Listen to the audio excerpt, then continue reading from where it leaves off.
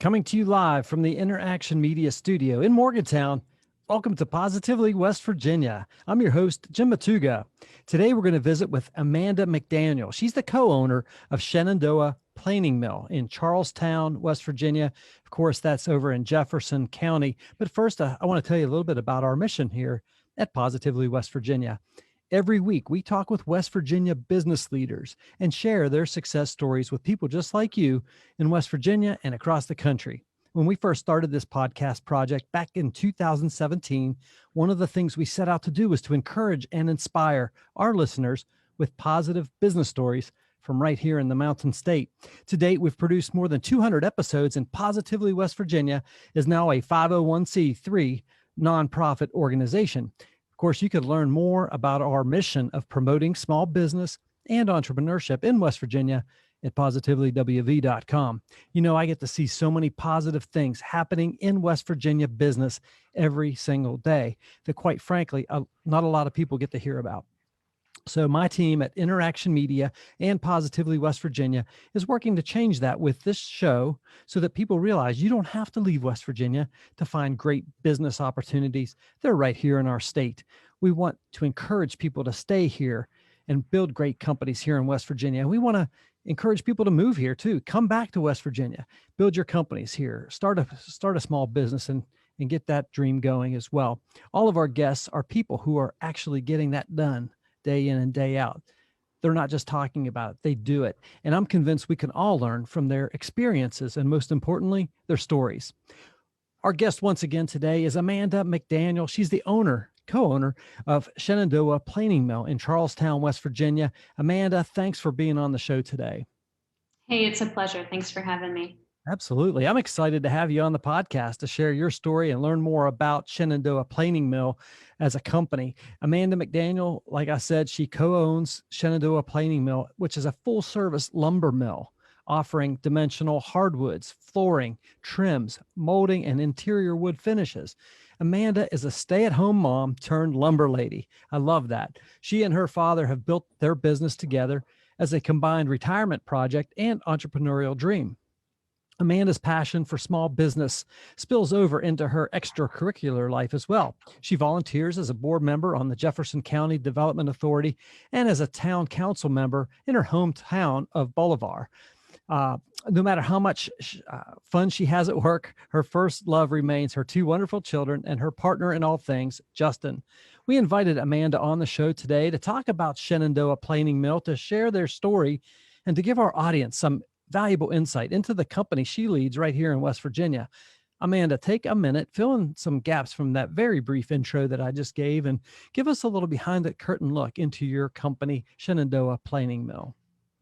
Sure. So my dad has always been in construction and done a lot of woodworking, and his dream has always been to own a planing mill.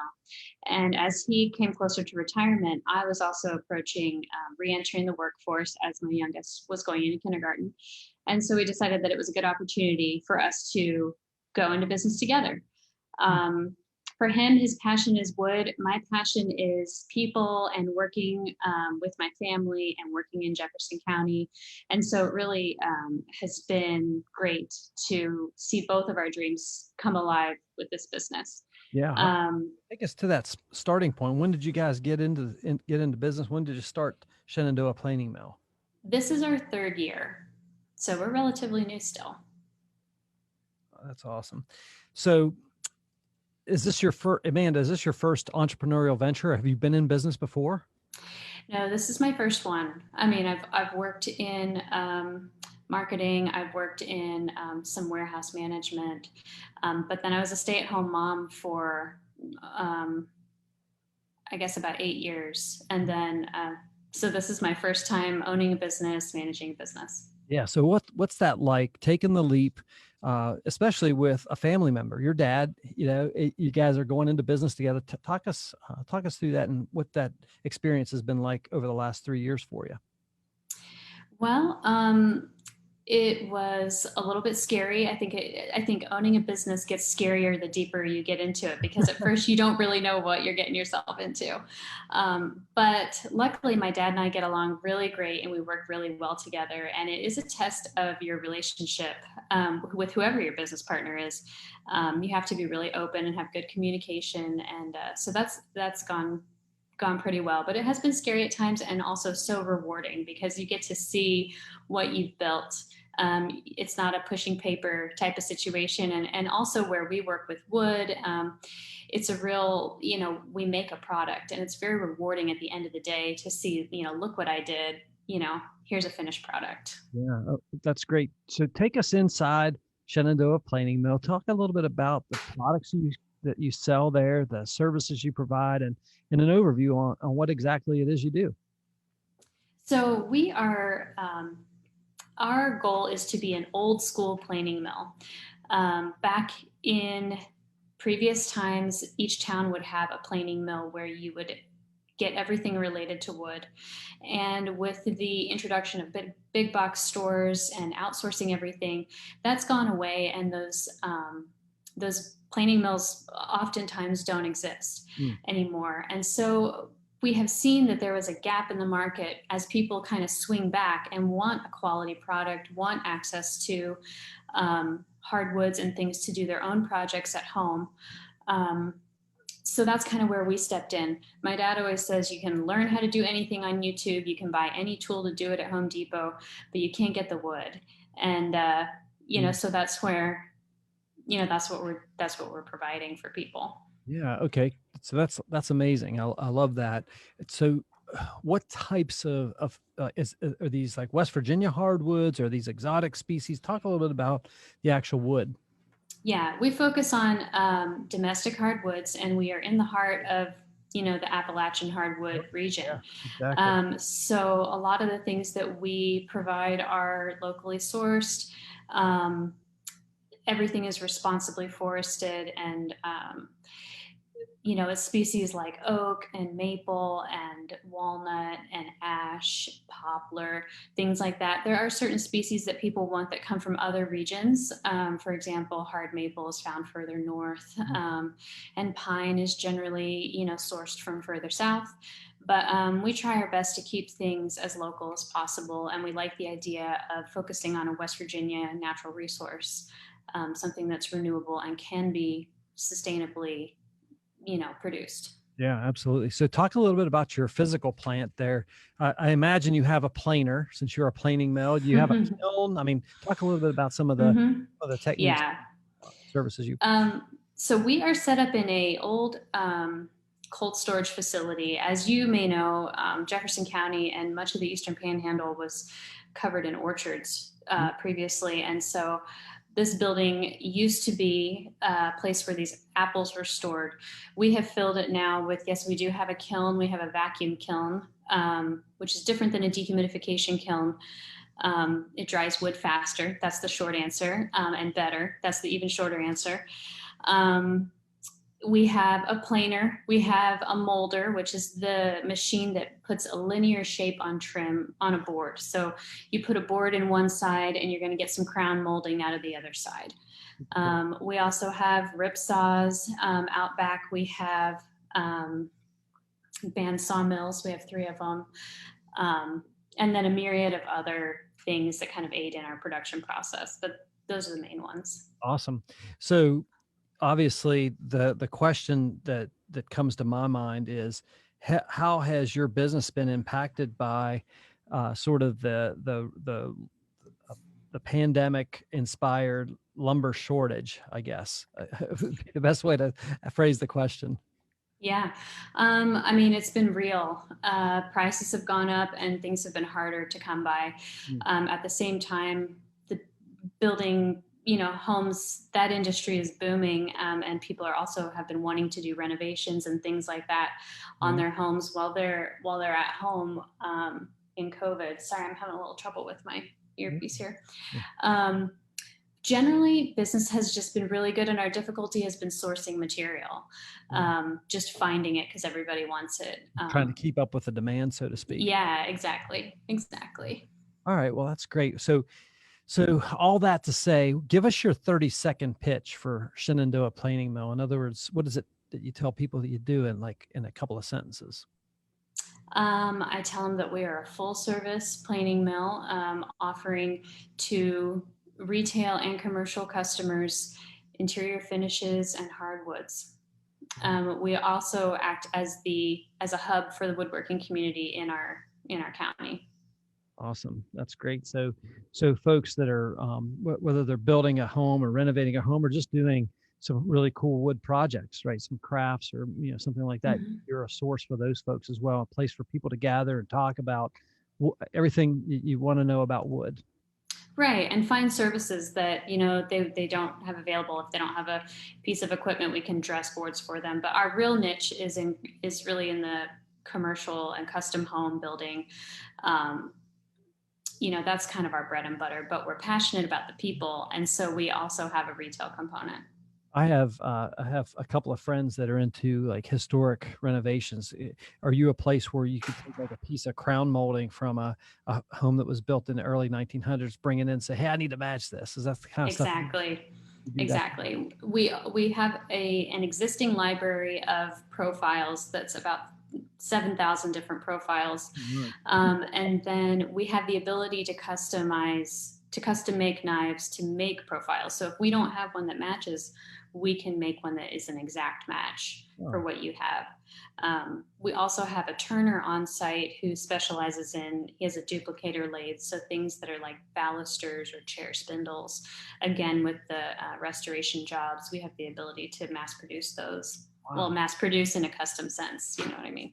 Yeah, yeah, that's super cool. So if you're renovating an historic home or an old home even, Mm-hmm. and you just come in and you're like, hey, I want to duplicate this baluster all the way up the stairs. You're Mm-hmm. able to come in and create. Yeah, we'll hook you up. That's Mm-hmm. awesome. Love that. So one of the things that I love wood and I love wood products, and I think West Virginia, like you said, is a hub in a large part due to the fact that we've got these really awesome stands of hardwoods here in West Virginia, whether it's oak or maple or whatever. Talk a little bit about and I don't. Do you guys do the live edge? Because I see that quite a bit. Like everybody's doing Mm-hmm. the live edge type of lumber products. Is that something that you guys are offering as well? Yeah, we do. We do live edge. We keep some in stock. We also have the ability to custom cut and dry Really? to your specifications, because a lot of people come in and say, I want a piece that is this specific size, and with live edge especially, you have to find a tree that is that specific size first.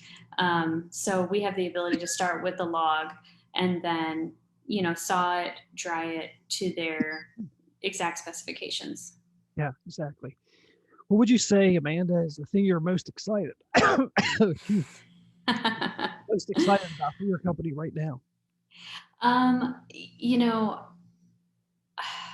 Mm. this is tough because I get really excited about a lot of things.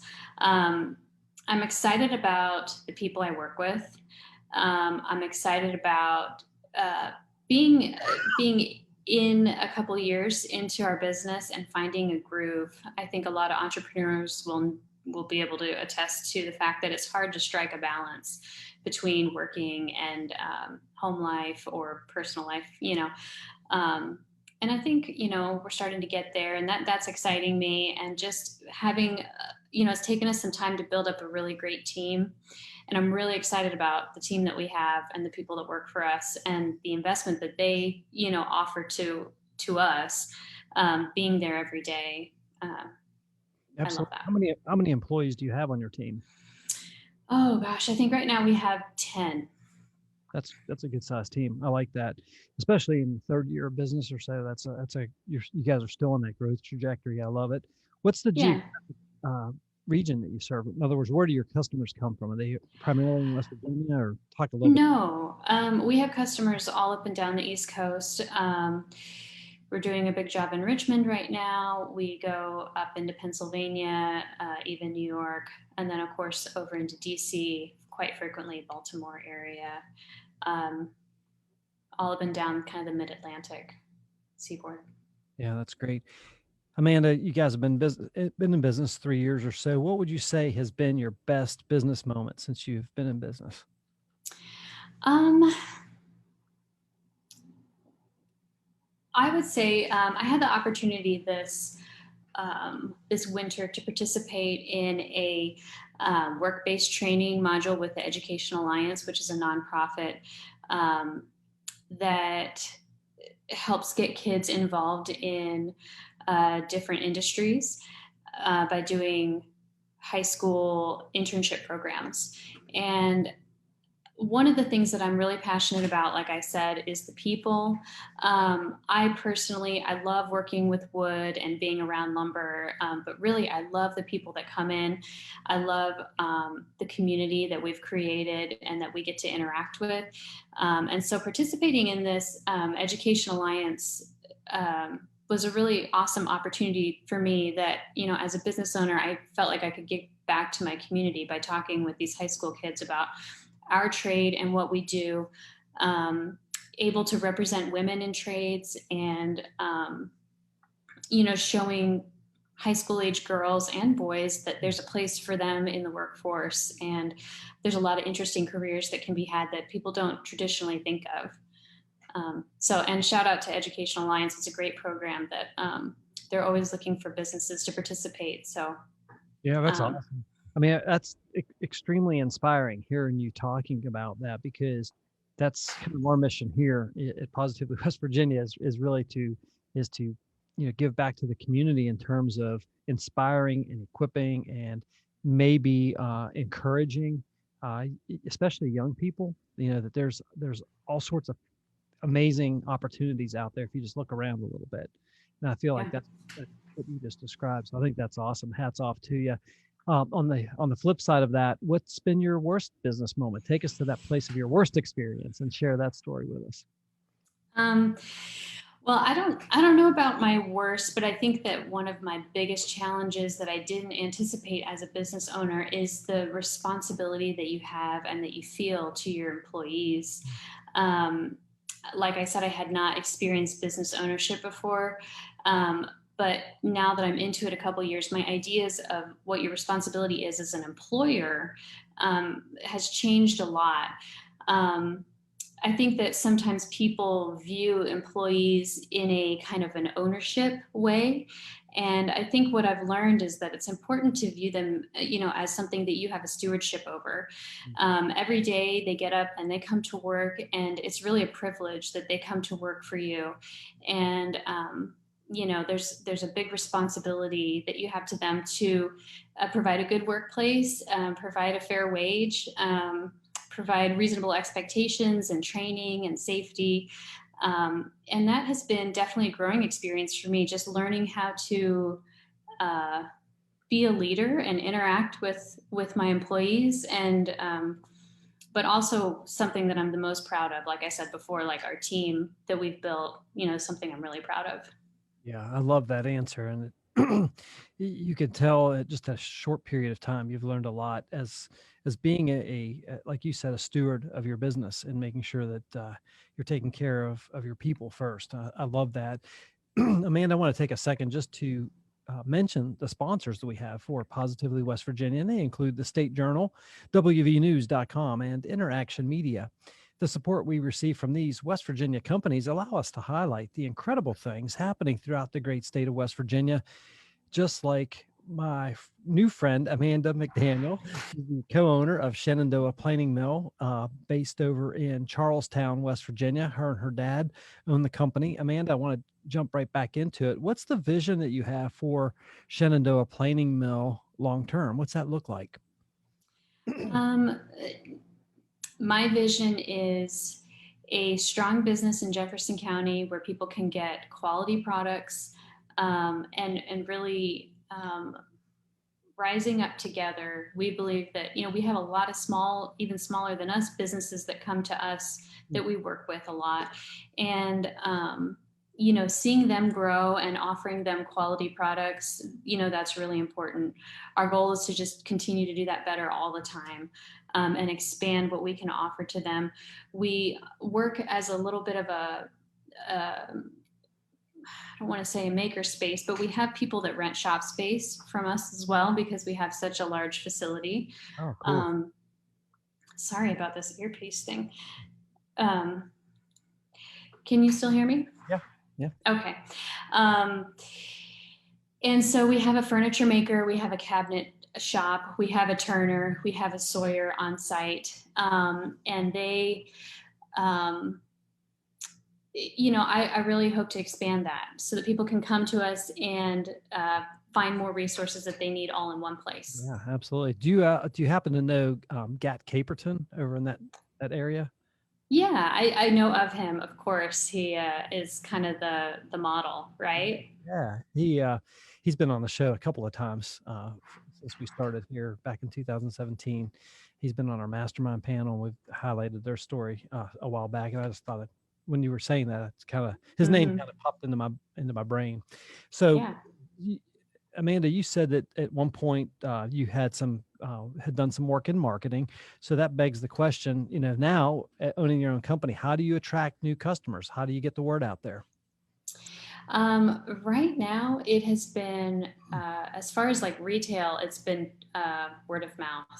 And then we've done kind of, we do sales ourselves to our commercial clients. We've been really lucky that I think because we were filling a need, that Mm. people have kind of come to us and we haven't had to have a very robust marketing strategy thus far. And we also, we're very intentional about our growth and not growing too quickly, but trying to keep our workload manageable. Um, so I don't have much of an answer for that. Okay. Maybe you can help me out with that, huh? Yeah, sure. Well, what's one of the biggest challenges you face? I mean, obviously you guys made it through so far. I mean, we're not over the pandemic 100% yet, but we've made it through the woods, I believe. You made it through 3 years of business. What's one of the biggest challenges you face right now? Um, right now, we're kind of at a point of growth where, Mm. and I think that this happens with any business that's growing and doing well, is that you have to choose where you're expanding, right? And you're always kind of making those decisions between increasing your workforce, increasing your workload, maintaining a balance between the two. Mhm. That is definitely our biggest challenge right now. Is we want to grow, we want to take on bigger clients and more work. Um, it's finding that balance in the right time, is hard.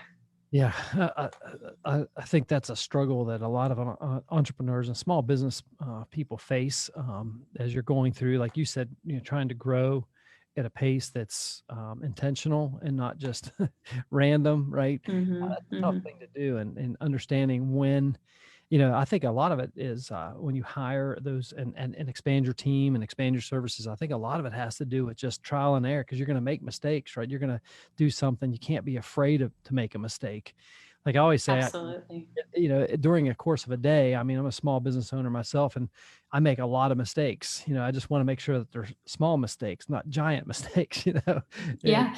Well, and that's one thing that I think I've figured out too, is that I think for a little while, and a lot of people walk around thinking, and I did too, that, oh, those people have it figured out. That's why they are doing this. And it's really not true. Nobody really has everything figured out. You just kind of have to jump in and you have to find people that you can trust and ask questions and be curious and just always open your mind to growth. Yeah, absolutely. What's one piece of advice you would give to young business owners or maybe somebody who's thinking about starting an entrepreneurial venture here in West Virginia? What's one piece of advice you'd give them? Do it. There's really nothing quite like the freedom of owning your own business. Mm. And also find what you're passionate about. Like I told you, wood is not necessarily my passion. My passion is the people. It's my team. It's our customers, and that drives me every day when things get tough or, there's difficult things. Your passion sustains you, and I think you have to really dig deep and find that before you're ready to jump into entrepreneurship. Yeah, absolutely. I talked about this the other day with some folks, and I said, there you find like your talent, what you do best, your mission, the results that matter to you, and the passion, the things you love to do the most. So your talent, your passion, your mission, where those intersect is where the sweet spot is, right? And if you can have that sweet spot in an area where there's actually a market for that, not like Yeah. underwater basket weaving or something like that. I mean, where you can actually, there's a demand for your product. Like you said, you found a niche in the market where nobody was filling it. You came in, provided a solution with these high quality, milled wood products. That's awesome. Right. So you got your talent, your skill, your passion, your mission, and then there's a market for it. And there's the sweet spot right there. So I Mhm. totally agree with that. I think that's pretty cool stuff. What's one leadership lesson you've learned, say over the last year or so? Mm, to be humble. Um, it's a temptation of mine sometimes to walk out on the floor and walk up to my employees and say, when I say the floor, I mean like into our shop, and say like, what are you doing, or whatever. uh, and I've really had to learn, like, as a leader, like, one of my idols is Brene Brown, and she has this thing that she says that is armor off, curiosity on. Mhm. And I really think that's a good approach to leadership, is, approach it with a question, and with curiosity instead of with armor, and because chances are you've brought people on your team that you can trust and that do a good job, if you've done it right anyway. And empowering them with good leadership and with curiosity instead of with attacks is really That's all. um, important, I think. That's great insight. I appreciate you sharing that. What's one thing you do every day, Amanda, that you think contributes to your success? um, Pray. I mean, I have to say that I've felt that our entrepreneurship journey has been led by God. And I think that staying close to my faith, and that's my faith, and other people have different sources of energy for them, but staying close to a kind of a guidepost every day and checking in with yourself, however you do that. For me, it's prayer. Um, has been really important. That's awesome. Uh, my company here, we have a pretty simple mission. It's honor God by serving people, and using our talents and gifts that we've been blessed with, and go out in the marketplace and serve people. And so I'm right there with you. I appreciate you sharing that.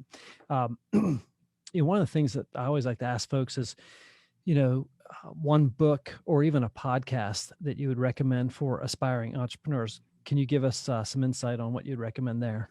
Oh yeah. Again, Brené Brown. She's my girl.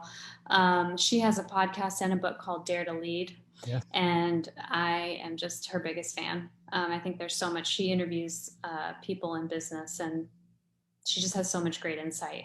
Yeah, that's awesome. We'll make sure that on our resources page of positivelywv.com, we'll have that book. I don't think it's been recommended yet. We have every recommendation so far. So that's a good one.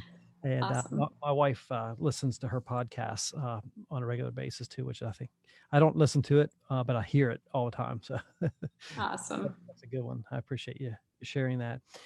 Amanda, we've covered a lot in this interview. Is there anything else you think our listeners should know about your story or the story of Shenandoah Planing Mill? I think it's just, whatever your journey is as an entrepreneur or in business, don't be afraid to get your hands dirty and to make mistakes, and just keep trying. Even if you have to kind of pivot and go down a different path, that's okay. Um, just keep at it. Yeah, I totally agree with that. I think that's good stuff. And I think about, your business, being in business with a family member, your dad, right? I think that's Hmm. kind of a cool thing. I lost my dad about a year and a half ago, and some of the best times I had just spending time with them, obviously. And so I think that's super cool. And I think that you've got a really neat business model, and you're filling a niche right there in West Virginia, in Jefferson County, obviously, but in the state of West Virginia and surrounding states, like you said, the whole Mid-Atlantic region. I think that's awesome, and across the country. In closing, Amanda, how can our listeners learn more about your company, Shenandoah Planing Mill, and perhaps even get in contact with you? Go to our website, www.shenandoahplaningmill.com. We also have Instagram and Facebook, and those are great ways to kind of see what we're up to and get in touch with us. Yeah, absolutely. One of the things, I meant to ask you about this, but you on your website, as I had pulled it up, you had some classes and that kind of thing. Is that something you guys Mhm. do on a regular basis? Yeah, coming out of the pandemic, we're kind of doing a slow roll into that again. But it is something that we plan to do more of. And, people can look on our social media page for more information about that when they come out. That's where we announce it. So, Yeah, that's super cool. And you also have a blog on your website where folks can learn more about different aspects of the wood business and the woodworking, right? Woodcraft. mhm. So I Yeah, definitely have folks do that and go to the website. We'll make sure we have links to your social media and your website on the show notes section of the podcast, and we'll also put that up uh, on the Facebook Live as well. Amanda, I think it's been a real honor to have you on the show today. I think what you and your dad are doing over there in Jefferson County is awesome. I think it's, like you said, bringing an old school planing mill back into the marketplace is super cool, and it sounds like your business is off to a great start 3 years in. And I just want to encourage you to keep up the great work. I think you're doing an awesome job. thank you so much. Yeah, absolutely. Well, folks, that's a wrap on another episode of Positively West Virginia. Positively West Virginia is brought to you by the State Journal, WVNews.com, and Interaction Media. As we continue on our journey to help share positive stories of companies and people doing amazing things all across the Mountain State, just like Amanda McDaniel of Shenandoah Planing Mill, our hope is that we in some way equipped you and inspired you with this successful business story. If you or someone you know would be a great guest on the show, drop us a line on our website at positivelywv.com. And of course, we appreciate your comments, encouragement, your reviews on iTunes and all that kind of stuff. And we encourage you to share these stories on your social media channels as well to help us get the word out. And be sure to check out our weekly show, the Positively West Virginia Small Business Mastermind. That's every Friday from 11 a.m. to noon, where we bring together a panel of business experts from around the state of West Virginia to help small business leaders win. If you want to catch up on our video versions of the Positively West Virginia or our small business mastermind sessions, visit our YouTube channel where we have compiled highlights of each week's episodes. A link to that channel will be included on this episode's post as well. You just go to YouTube and check it out. Positively West Virginia is a 501c3 nonprofit organization. You can learn more about our mission of advancing small business and entrepreneurship in West Virginia at positively.wv.com. And you can also check out Amanda's reading selection there from Brene Brown as well. That's pretty cool. On behalf of our entire Positively West Virginia team, including our producer today, Hampton Hill, until next time, I'm your host, Jim Matuga. Stay positive, West Virginia.